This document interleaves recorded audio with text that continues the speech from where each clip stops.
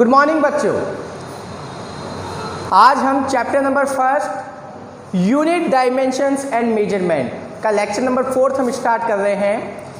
अब तक पिछले 3 लेक्चरों में आपने मात्रक, भौतिक राशियां, भौतिक राशियों के प्रकार और इसके अलावा विमाएं निकालना सीखा था। आज हम विमाओं पर कुछ न्यूमेरिकल्स जो है वो सॉल्व कर रहे हैं। तो इसके अंदर हम सबसे पहले टाइप नंबर 1 कि भौतिक सूत्रों की सत्यता की जांच करना, ठीक है, कि किसी भी भौतिक सूत्र की सत्यता की जांच विमीय विधि से किस प्रकार से की जाएगी वो हम चेक करते हैं। तो एक न्यूमेरिकल हमारे पास में है कि किसी एक सरल लोलक का आवर्तकाल यदि कैपिटल टी, आलंबन बिंदु से उसकी लंबाई स्मॉल एल तथा गुरुत्वीय त्वरण जी हो तो t बराबर 2π√L जी की सत्यता की जांच है। हमें ये चेक करना है कि ये जो दिया हुआ सूत्र है आवर्तकाल का t बराबर 2π√L/g ये सूत्र सत्य है या नहीं है। तो देखिए सरल लोलक, ये मान लीजिए कोई सरल लोलक है और ये है इसका आलंबन बिंदु, सस्पेंशन पॉइंट। यहाँ से इसकी जो लंबाई है वो कितनी है बेटा, स्मॉल एल है, और इस पिंड के ऊपर लगने वाला गुरुत्वीय त्वरण स्मॉल जी वो नीचे की तरफ लग रहा है। और इसका जो आवर्तकाल है, आवर्तकाल का मतलब ये जो एक चक्कर पूरा करेगा, मतलब ये पहले यूँ जाएगा, ठीक है, फिर यहाँ से वापस आएगा, फिर ये लेफ्ट हैंड डायरेक्शन में जाएगा और फिर ये यहाँ से वापस यहाँ पर आएगा। बात आ रही है आपको समझ में? तो ये यूँ गया, यूँ आया, यूँ गया और यूँ आया, ये इसका एक चक्कर हो गया। ये एक चक्कर करने में लगा समय कितना है, इसका आवर्तकाल कैपिटल टी है। तो हमें इस कैपिटल टी की सत्यता की जांच करनी है। तो देखो जांच कैसे करेंगे, इसका सॉल्यूशन आप देख लीजिए। गणित में आप करते हैं लेफ्ट हैंड साइड अगर राइट हैंड साइड के इक्वल आ जाए तो उसका मतलब ये सूत्र क्या है मेरे बच्चों, बिल्कुल सही है।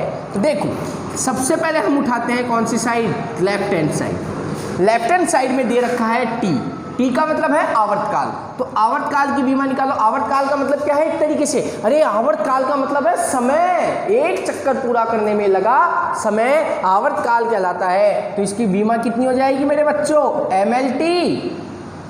समय है तो द्रव्यमान तो है नहीं, दूरी भी नहीं होगी, लेकिन समय है, समय कितनी बार है, एक बार है। तो इसको एक कर दो, this one is the equation number 1। अब अपन बात करते हैं कहाँ पर, RHS साइड पर। RHS साइड कितना दे रखा है आपको, 2π√L/g। तो इसकी विमा हमें निकालनी है। देखो 2 और पाई दोनों कांस्टेंट है और आप बिल्कुल ये चीज़ समझ लीजिए, कांस्टेंट की कभी कोई विमा नहीं होती है। तो अब आगे चेक करते हैं अपन। अब क्या आ रहा है बेटा, देखो L आ रहा है तो L की विमा कितनी हो जाएगी भैया, L1 divided by G। G का मतलब क्या है, G का मतलब है आपका गुरुत्वीय त्वरण, यानी कि त्वरण है। G का मतलब है मेरे बच्चों त्वरण। यहाँ पर आप समझ लीजिए G का मतलब क्या है, त्वरण। और त्वरण की अगर अपन बात करें तो त्वरण के बारे में हम पढ़कर आए थे क्या, वेग में परिवर्तन की दर, यानी कि वेग बटा समय। और वेग को हमने लिखा था क्या, विस्थापन बटा समय। अरे विस्थापन बटा समय, और ये नीचे वाला समय भी ऐसे की ऐसे ही है। तो यहाँ पर G जो हो गया था वो मेरे पास हो गया था मेरे बच्चों विस्थापन बटा समय का स्क्वायर। तो देखो कितना आसान हो गया। अब हम क्या करेंगे, इसकी विमा निकाल लेंगे। तो G की विमा विस्थापन का मतलब L1 और समय का मतलब t की पावर कितनी, 2। अरे t की पावर कितनी, 2, और ये अंडर रूट भी तो है। तो ये वाला अंडर रूट ऐसे की ऐसे, L1 से L1 क्या हो जाएगा, कैंसिल आउट। और ये t की पावर 2 जो है वो उड़ के कहाँ चली जाएगी, ऊपर चली जाएगी। तो क्या बन जाएगा, √t की पावर 2।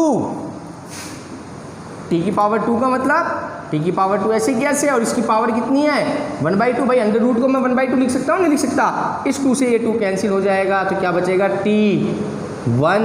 और इस T1 को हम कैसे लिख सकते हैं, यानी कि ये जो राइट हैंड साइड है इसकी विमा कितनी, mlt के रूप में लिखें। तो m का मान 0, l का मान कितना 0, t का मान कितना आ रहा है, केवल 1 आ रहा है। ये हो गई आपकी इक्वेशन नंबर कौन सी, सेकेंड। तो आप चेक कर सकते हैं बेटा कि लेफ्ट हैंड साइड और right hand side m0 l0 t1 ये दोनों चीजें क्या हैं, बिल्कुल बराबर हैं। यहां पर हम लिख देंगे क्या कि from equation number first and equation number second. अरे समीकरण 1 और 2 से हमें पता लग गया है कि लेफ्ट हैंड साइड और right hand side both are equal to each other, दोनों एक दूसरे के बराबर है। इसीलिए दिया गया सूत्र क्या है मेरे बच्चों, सत्य है।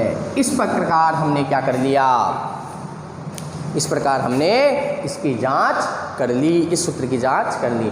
एक और क्वेश्चन हम इसके ऊपर सॉल्व कर लेते हैं। अगला क्वेश्चन है मेरे पास कि यदि कोई स्मॉल m द्रव्यमान का पिंड r त्रिज्या के एक वृत्ताकार पथ पर v वेग से गति कर रहा हो तो पिंड पर लगने वाला अभिकेंद्रीय बल F बराबर mv²/r की सत्यता की क्या करो, जांच करो। इस क्वेश्चन को समझ लो, देखो आप, ठीक है। तो क्वेश्चन नंबर सेकंड जो है वो हम इसी तरीके का, कौन से तरीके का, अरे भौतिक सूत्रों की सत्यता की जांच करने का जो सूत्र है इसको हम एक बार क्या कर लेते हैं, चेक कर लेते हैं। ये क्वेश्चन नंबर सेकंड देखिए आप क्या कह रहा है। क्वेश्चन कह रहा है कि m द्रव्यमान का पिंड, अरे मान लिया कि ये स्मॉल m द्रव्यमान का क्या है, कोई पिंड, इस पिंड का द्रव्यमान स्मॉल m है, स्मॉल r त्रिज्या के वृत्ताकार पथ पर, स्मॉल r त्रिज्या के वृत्ताकार पथ पर, कि ये कोई वृत्ताकार पथ है जिसकी त्रिज्या कितनी है मेरे बच्चों, स्मॉल r, कि m द्रव्यमान का पिंड स्मॉल r त्रिज्या के वृत्ताकार पथ पर v वेग से गति कर रहा है। ये पिंड जो है वो क्या कर रहा है, v वेग से, यानी कि ये घूम रहा है ऐसे, और ये जो घूम रहा है तो इसका वेग कितना है, v वेग है। तो इसके ऊपर लगने वाला अभिकेंद्रीय बल, अभिकेंद्रीय बल का मतलब कि ये पिंड जब इस पर घूमेगा तो इसके केंद्र की ओर एक बल लगेगा F, जिसका सूत्र आपको दे रखा है F बराबर कितना, mv²/r। ये सूत्र दिया गया सूत्र सत्य है या नहीं है, हमें इस सूत्र की सत्यता की जांच करनी है। तो हम सबसे पहले उठाते हैं क्या बेटा, left hand side. Left hand side में कौन है, F। F का मतलब, अरे F का मतलब अभिकेंद्रीय बल, अभिकेंद्रीय बल यानी कि इसके अंदर किसकी बीमा आएगी, बल की बीमा आएगी, और बल की बीमा आपने पढ़ी है m1 l1 t-2, समीकरण नंबर 1। अरे बल की बीमा बताई थी ना मैंने लास्ट लेक्चर में, m1 l1 t-2 मैंने कहा था इंपॉर्टेंट है, याद भी कर लेना। तो ये बल की बीमा मेरी कंप्लीट हो गई है। अब हम उठाते हैं इसमें कौन सा पोर्शन बेटा, right hand side. Right hand side में अब आप देखो mv² क्या आ रहा है, r आ रहा है। तो हम इसकी बीमा लिखते हैं। m का मतलब क्या है बच्चों, m का मतलब है द्रव्यमान, m का मतलब क्या है, द्रव्यमान। तो द्रव्यमान की बीमा कितनी हो गई बच्चों, m1। v का मतलब क्या है, अरे v का मतलब है वेग, v का मतलब क्या है, वेग। तो वेग की बीमा क्या होती थी, l1 t-1, अरे यही तो होती थी। वेग का मतलब होता था विस्थापन बटा समय, विस्थापन का मतलब L1 बटा समय, बटा समय है तो T1, लेकिन ऊपर जाके क्या हो जाएगा, -1 हो जाएगा। और यहाँ पर आप ध्यान से देखो v का स्क्वायर हो रहा है तो इसका मैंने स्क्वायर कर दिया अपॉन r। r क्या है, r है आपकी क्या, त्रिज्या। त्रिज्या का मतलब दूरी, त्रिज्या का मतलब दूरी, और त्रिज्या का मतलब दूरी, तो दूरी की बीमा क्या हो गई, L1 हो गई है। इसको हम सॉल्व करते हैं तो देखो m1 ऐसे की ऐसे, L1 2, तो स्क्वायर है तो ये 2 1 से मल्टीप्लाई होकर घाते गुणा हो जाएगी ना, तो ये 2 हो जाएगा। t की पावर कितना बेटा, -2, तो 1 से गुणा होगा तो -2 हो जाएगा, अपॉन में कितना मेरे बच्चों, L1। इसको और आगे सॉल्व करते हैं, m1 ऐसे की ऐसे, L2 ऐसे की ऐसे, ये वाला 1 ऊपर जाके क्या हो जाएगा भाई, माइनस हो जाएगा, t-2 ऐसे कैसे। टोटल जब मैं सॉल्व करूँगा तो m1 L1 t-2 समीकरण नंबर 2। तो अब आप ध्यान से देखो कि समीकरण नंबर 1 और समीकरण नंबर दोनों क्या हैं, बराबर है। अरे m1 L1 t-2, m1 L1 t-2, तो वापस लिख देंगे हम, क्या लिख देंगे भैया कि from equation number first and equation number second LHS equal to RHS। Left hand side और राइट हैंड साइड दोनों बराबर है, इसका मतलब दिया गया सूत्र क्या है मेरे बच्चों, सत्य है। तो इस प्रकार से हम भौतिक सूत्रों की सत्यता की क्या कर लेंगे, विमेय विधि के आधार पर जांच कर लेंगे। अब हम बात करते हैं किसकी, टाइप नंबर 2 की। इसी चैप्टर में न्यूमेरिकल्स के अंदर टाइप नंबर हम स्टार्ट करने जा रहे हैं, कौन सा, 2 स्टार्ट करने जा रहे हैं। तो देखो टाइप नंबर 2, ठीक है, ये थोड़ा इंपॉर्टेंट टाइप है, इसको आप ध्यान से समझ लो।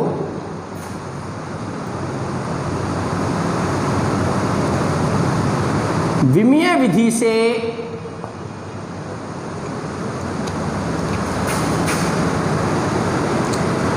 नियतांकों की विमा ज्ञात करना। विमीय विधि से नियतांकों की क्या ज्ञात करना बेटा, विमा ज्ञात करना। तो इसके लिए एक इंपॉर्टेंट नोट है, ये नोट आप समझ लीजिए, ये बहुत बड़ी काम की चीज है कि किसी भी भौतिक राशि में, किसी भी भौतिक राशि में समरूप भौतिक राशि को ही जोड़ा या घटाया जा सकता है, कि किसी भी भौतिक राशि में समरूप भौतिक राशि को ही जोड़ा या घटाया जा सकता है तथा प्राप्त परिणाम भी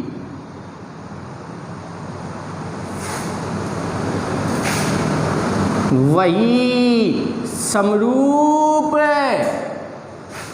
भौतिक राशि होगी। मोस्ट इंपॉर्टेंट बात है भैया ये, कि किसी भी भौतिक राशि में समरूप भौतिक राशि को ही जोड़ा या घटाया जा सकता है और प्राप्त परिणाम भी वही समरूप भौतिक राशि होगी। क्या मतलब है इसका, ध्यान से समझ लो। इसका मतलब है, जैसे मैंने आपको कह दिया बच्चों कि 10 किलोग्राम में से 5 किलोमीटर घटाओ, क्या उत्तर आएगा? आप क्या कहोगे? I don't know. अरे 10 किलोग्राम में से 5 किलोमीटर कैसे घटेगा? क्यों नहीं घटेगा? क्योंकि 10 किलोग्राम में से आप 5 किलोग्राम घटा सकते हो, लेकिन किलोमीटर नहीं घटा सकते। क्यों नहीं घटा सकते? क्योंकि किलोग्राम की अगर अपन बात करें तो किलोग्राम शब्द काम में लिया जाता है किससे? द्रव्यमान से। और किलोमीटर शब्द काम में लिया जा रहा है किसके लिए? दूरी के लिए। तो द्रव्यमान में से दूरी हम नहीं घटा सकते। यही तो हम कह रहे हैं कि किसी भी भौतिक राशि में, भौतिक राशि क्या है? द्रव्यमान में समरूप भौतिक राशि को ही जोड़ा या घटाया जा सकता है। यहाँ पर अगर ये द्रव्यमान है तो ये भी क्या होना चाहिए था? द्रव्यमान ही होना चाहिए था, तभी प्राप्त परिणाम समरूप भौतिक राशि होगी। यानी कि अगर मान लो मैंने 10 किलोग्राम लिया है तो इसमें से मैं 3 किलोग्राम को क्या कर सकता हूँ? माइनस कर सकता हूँ। तो आंसर क्या आ जाएगा? 7 किलोग्राम आ जाएगा। अगर मैं मान लो 10 किलोग्राम में से 3 किलोग्राम को क्या करता हूँ? प्लस करता हूँ, तो आंसर क्या आ जाएगा? 13 किलोग्राम हो जाएगा। और ये नियम है। क्या नियम है? कि किसी भी समरूप भौतिक राशि में आप देखिए, ये क्या है बेटा? ये है द्रव्यमान। किलोग्राम क्या है? द्रव्यमान है। इसमें से 3 किलोग्राम को आपने घटाया, यानी कि द्रव्यमान में से किसको घटाया? द्रव्यमान में घटाया। तो उत्तर भी किस में आ रहा है? द्रव्यमान। ऐसा थोड़ी है कि 10 किलोग्राम में से अगर मैंने 3 किलोग्राम घटा दिया तो उत्तर मेरे पास 7 किलोमीटर आ गया। ये संभव नहीं है, क्योंकि समरूप भौतिक राशि में से समरूप भौतिक राशि को ही घटाया जा सकता है और जो उत्तर प्राप्त होगा वही भी क्या होगा? द्रव्यमान ही होगा, यानी कि वही समरूप भौतिक राशि होगी। यानी कि किलोमीटर में से अगर किलोमीटर घटाओगे तो उत्तर भी किलोमीटर में आएगा, किलोग्राम में से किलोग्राम घटाओगे तो उत्तर भी किलोग्राम में आएगा, न्यूटन में से न्यूटन घटाओगे तो उत्तर भी न्यूटन में आएगा, न्यूटन में न्यूटन जोड़ोगे तो उत्तर भी किस में आएगा? न्यूटन में आएगा। तो मेरे हिसाब से शायद आप लोगों को ये मेरी बात समझ में आ गई होगी। एक प्रॉब्लम हम इसके ऊपर सॉल्व करके देख लेते हैं, जिससे आपके बिल्कुल कॉन्सेप्ट्स क्या हो जाएंगे? क्लियर हो जाएंगे। ठीक है, तो देखो एक क्वेश्चन हम कर लेते हैं। यदि f बराबर ax प्लस bt हो जहां F बराबर बल, x बराबर विस्थापन तथा t बराबर समय हो, तो नियतांकों A तथा B की विमा ज्ञात करो। ठीक है बच्चों, तो इसका सॉल्यूशन देख लो आप एक बार फटाफट समझ लो। देखो समीकरण क्या है, समीकरण है F बराबर ax प्लस बी टी। और अभी अभी हमने नियम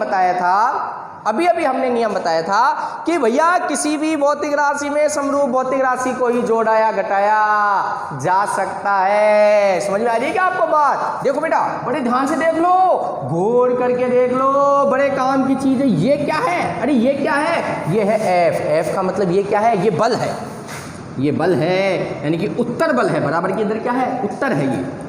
ये भी क्या होगा? बल ही होगा, और ये भी क्या होगा? बल ही होगा। यही तो हम कह रहे हैं कि भैया बल में आप द्रव्यमान में द्रव्यमान को जोड़ोगे तो उत्तर भी द्रव्यमान आएगा। अरे बल में जब बल को जोड़ोगे तो उत्तर भी क्या आएगा मेरे बच्चों?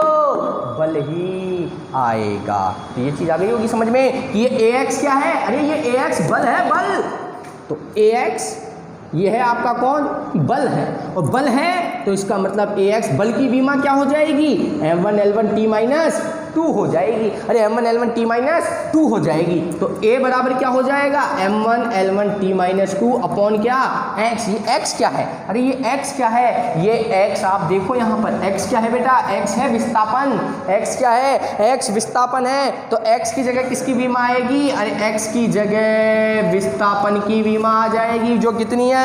L1 है। तो a की विमा कितनी हो जाएगी मेरे बच्चों? m1 l0 t minus 2। ये वन ऊपर जाके माइनस हो जाएगा ना, ये हो जाएगी। ये आ गई मेरे पास किसकी विमा? a की विमा आ गई। लेकिन अभी b की भी तो विमा ज्ञात करनी है। तो देखो b की विमा कैसे ज्ञात करेंगे? bt, ये bt भी क्या है? बल है। कैसे पता लग रहा है? मैंने बताया ना अभी आपको कि अगर ये बल है तो ये भी बल होगा, और ये भी क्या होगा? बल होगा। तो bt बराबर क्या? बल है। bt बराबर क्या है? बल है। तो मतलब bt बराबर क्या मेरे बच्चों? bt बराबर बल बटा t, सॉरी b बराबर क्या आ जाएगा? बल बटा t। विमा लिख लो दोनों की, m1 l1 t minus 2 divided by t की विमा क्या है? t1। तो b बराबर कितना हो जाएगा? m1 l1 t माइनस, ये वन ऊपर जाके किसका हो जाएगा? माइनस का। तो माइनस का 2 और माइनस का 1, माइनस का कितना आ जाएगा मेरे बच्चों? 3 आ जाएगा। और यही बल की, सॉरी b की क्या आ गई? विमा आ गई। तो इस प्रकार से हम टाइप नंबर साइकिल में विमीय विधि से नियतांकों, कौन कौन से नियतांक थे? अरे a था और b था, उनकी हमने विमा ज्ञात कर ली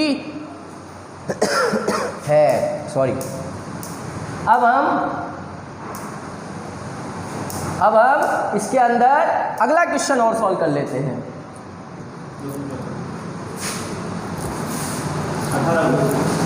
अगला क्वेश्चन आप देखिए मेरे बच्चों, एक क्वेश्चन और फटाफट हम सॉल्व कर लेते हैं। इसी के अंदर क्वेश्चन है p minus a upon v cube v minus b equal to nRT। ये है वॉन्डरवॉल समीकरण। कौन सा समीकरण है बेटा? ये वॉन्डरवॉल समीकरण, जहां इस समीकरण को बोलते हैं वॉन्डरवॉल समीकरण, या दूसरा नाम है इसका, या भी आप आने वाले चैप्टर में पढ़ोगे, वास्तविक गैस समीकरण। ठीक है, जहां P बराबर क्या है? P बराबर दाब है, V बराबर ये है आपका आयतन, N बराबर गैस के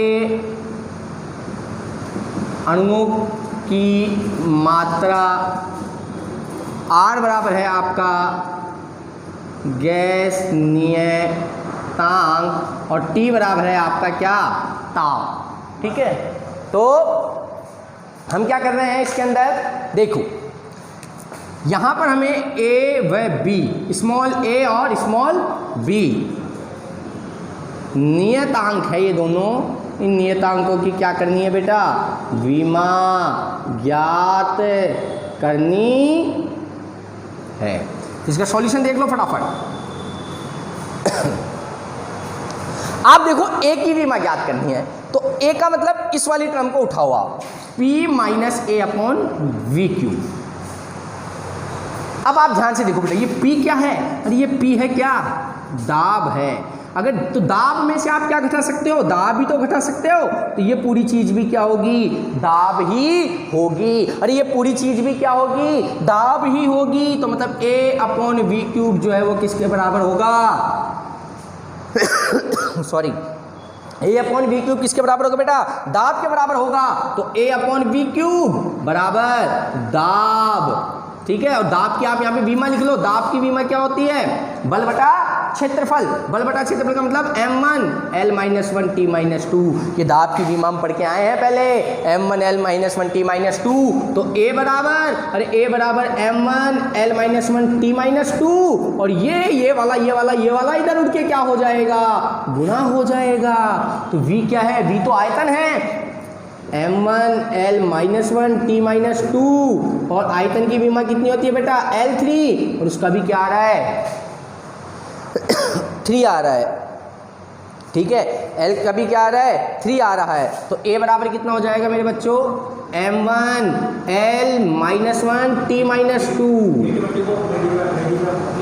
ठीक है। देखो बेटा,